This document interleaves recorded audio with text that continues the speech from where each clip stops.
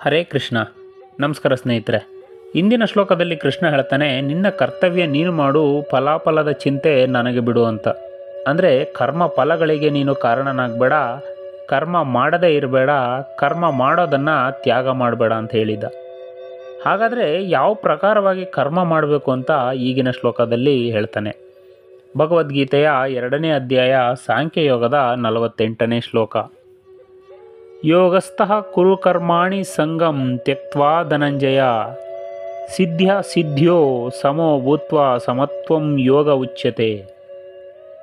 ಈ ಶ್ಲೋಕದ ಅರ್ಥ, ಹೇ ಧನಂಜಯನೇ, ಸೋಲು ಗೆಲುವುಗಳಲ್ಲಿ ಯಾವುದೇ ಆಸಕ್ತಿಯನ್ನು ಇಟ್ಟುಕೊಳ್ಳದೆ ಸಮಚಿತ್ತದಿಂದ ನಿನ್ನ ಕರ್ತವ್ಯವನ್ನು ಮಾಡು.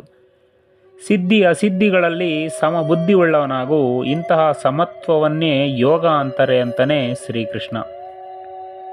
ಈ ಶ್ಲೋಕದ ಭಾವಾರ್ಥ, ಈ ಶ್ಲೋಕದಲ್ಲಿ ಶ್ರೀಕೃಷ್ಣ ಹೇಳ್ತಾನೆ, ಕರ್ಮಯೋಗದ ಆಚರಣೆಯ ವಿಧಿಯನ್ನು ತಿಳಿಸ್ತಾನೆ.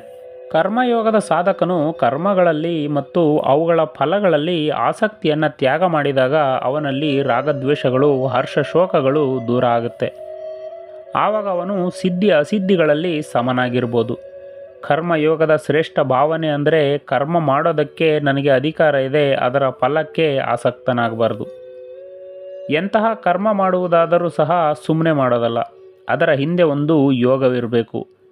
ಭಗವಂತ ಫಲವನ್ನು ಕೊಡುವವನು ಅವನೇ ಮತ್ತು ನನ್ನಿಂದ ಕರ್ಮವನ್ನು ಮಾಡಿಸುವವನು ಅವನೇ. ಏನು ಫಲ, ಎಷ್ಟು ಫಲ, ಯಾವಾಗ ಫಲ ಎಲ್ಲವೂ ಅವನಿಗೆ ಸೇರಿದ್ದು. ಸಿಕ್ಕಿದರೂ ಸಂತೋಷ, ಸಿಗದಿದ್ದರೂ ಸಂತೋಷ. ಇದು ಭೌತಿಕ ಸಮತೋಲನ ಆಗುತ್ತೆ. ಇಂತಹ ಸಮತೋಲನದಲ್ಲಿ ಕರ್ತವ್ಯ ದೃಷ್ಟಿಯಿಂದ ಕರ್ಮವನ್ನು ಮಾಡಬೇಕು. ನಮ್ಮ ಬದುಕಿನ ಸಮಸ್ತ ಕರ್ಮಗಳಲ್ಲಿ ಈ ಸಮತೋಲನವಿದ್ದಾಗ ಅದು ಭಗವಂತನ ಪೂಜೆ ಆಗುತ್ತೆ. ಅಂದರೆ ಸೋಲು ಗೆಲುವು, ಸಿದ್ಧಿ ಅಸಿದ್ಧಿಗಳ ಸಮತ್ವದಿಂದ ಮಾಡುವ ಪ್ರತಿಯೊಂದು ಕರ್ತವ್ಯವೂ ಕೂಡ ಭಗವಂತನ ಪೂಜೆ ಆಗುತ್ತೆ. ಉದಾಹರಣೆಗೆ, ವಿಜ್ಞಾನ ಪ್ರಪಂಚದಲ್ಲಿ ಎಡಿಸನ್ ಮೊದಲು ವಿದ್ಯುತ್ ದೀಪವನ್ನು ಕಂಡಿಡ್ದ. ವಿದ್ಯುತ್ ದೀಪದೊಳಗೆ ಪ್ರಕಾಶಿಸುವ ಸಣ್ಣ ತಂತಿಯನ್ನು ಯಾವ ವಸ್ತುವಿಂದ ಮಾಡಬೇಕು ಅಂತ ಸಾವಿರಾರು ಸಲ ಸಾವಿರಾರು ವಸ್ತುಗಳ ಮೇಲೆ ಪ್ರಯೋಗ ಮಾಡ್ತಾನೆ.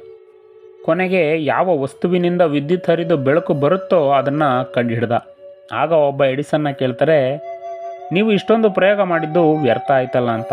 ಅದಕ್ಕೆ ಎಡಿಸನ್ ಹೇಳ್ತಾನೆ, ಇಲ್ಲ, ವ್ಯರ್ಥ ಆಗಿಲ್ಲ.